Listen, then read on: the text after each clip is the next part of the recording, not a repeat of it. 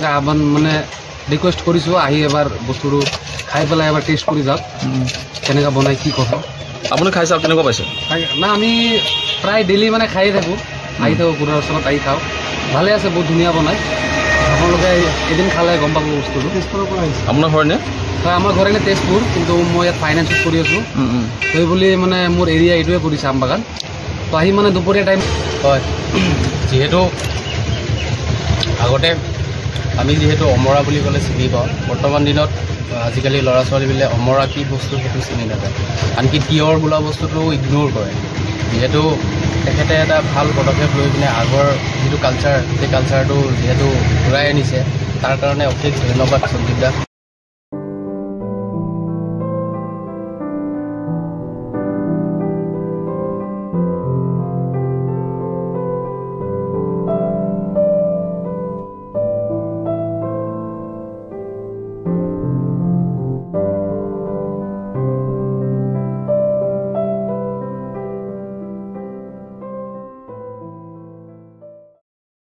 মোৰ নাম শ্ৰী সঞ্জীৱ মণ্ডল, মোৰ দেউতাৰ নাম মনীন্দ্ৰ চন্দ্ৰ মণ্ডল।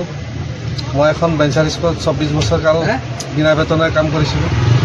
যেতিয়া জীৱিকাৰ পথ ওলাবলৈ মই কোনো ৰাস্তা নাপাই মই এইখন পথ মই উলিয়াই ল'লোঁ। দেখিলোঁ যে প্ৰাকৃতিৰ বস্তুখিনি আমি লাহে লাহে নাইকিয়া হৈছে। খোৱাত যিটো মানুহে যিটো মানে সোৱাদ পাব লাগে, সেই সোৱাদটোৰ কাৰণে আৰু আমাৰ যিখিনি মানে আয়ুৰ্বেদিক মতে যিখিনি খোৱাৰ পিছত আগতে আমি আমাৰ ৰাজু ককাইসকলে যিখিনি বস্তু আমি খোৱা পাহৰি গ'লোঁ, সেই বস্তুখিনি যাতে পুনৰাই আমি খোৱাৰ কাৰণে আমি অভ্যাস কৰোঁ, বিভিন্ন ৰোগৰ পৰা আমি হাত সাৰিব পাৰি। যেনেকৈ আমাৰ কৰ্দৈ টেঙা আছে, লিভাৰৰ কাৰণে ভাল, জণ্ডিছৰ কাৰণে ভাল। অমৰাটো এনেকুৱা এটা বস্তু যিসকল মানে হাৰ্টৰ পেচেণ্ট আছে তেওঁলোকেও খাব পাৰে, বা চুগাৰ পেচেণ্ট মানুহক খাব পাৰে। আৰু যেনেকৈ আমাৰ টিহুটো আছে, টিহুটো বহুত ঠাণ্ডা গৰমত তেনেকৈ কাটি আমি অলপ মছলা দি পেলাই বনাই দিওঁ। আৰু যেনেকৈ হাৰ্টত কফ জমা হৈ যায়, হাৰ্টত যদি কফ জমা হৈ যায় আমি এইটো থেকেচাই এইটো আমি ঔটেঙা খাব পাৰি। তাৰ পৰা বিভিন্ন ৰোগৰ পৰা আমি হাত সাৰিব পাৰি। কফ জমা হ'লে বা তাৰপিছত ব্ৰংকাইটিছ নিচিনা হৈ যায়, যদি আমি এইখিনি খাওঁ আমাৰ দেহাটো ভাল থাকিব।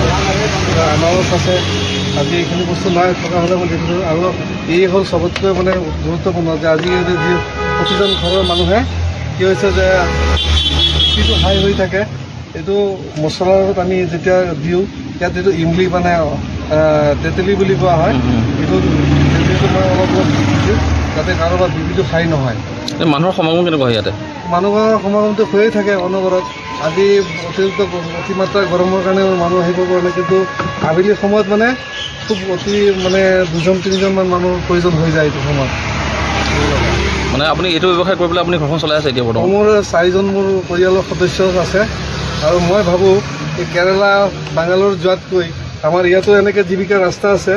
আমাৰ যিসকল বেকাৰ, যিসকল নিবনুৱা আছে, তেওঁলোকে চাকৰি মুখ এইবিলাক ভংগ কৰি বাহিৰত যোৱাতকৈ আমাৰ অসমতে এইবিলাক অৰ্জন কৰি টকা পইচা উপাৰ্জন কৰি চলিব পাৰি।